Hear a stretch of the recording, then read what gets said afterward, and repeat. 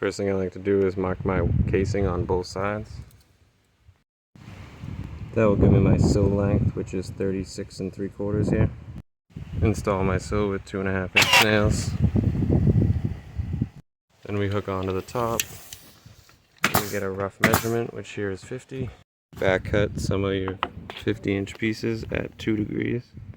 Take your back cut legs over and place them down on the sill. Make sure they look good. If you didn't install the window and it's at a level, you might need to adjust this. And then come up to the top of the leg and mark for the top of the window. Cut both legs to length. We have a 1/4 inch reveal on each side of these legs, so I'm going to cut my header a strong half bigger than my 36 3/4 sill, so that brings us to 37 and a strong 1/4. Biscuit the back center of the tops of your legs. Mark 2 inches in on the back of your header because we have a 1/4 inch reveal, and the center of the 1x4 is going to be 1 3/4 inches, so 2 inches over, and biscuit from the back of your header as well. Raise your blade to a strong 1.5 inches. Set your saw so you're taking a blade off of your legs. Take a second full blade width off depending on the size of your flange. We're just rabbiting out for the window flange. Now rabbit the back of your header the same way, but this time I'm going to plunge cut it so that I leave some meat on the end. Like this. You want to leave a little bit.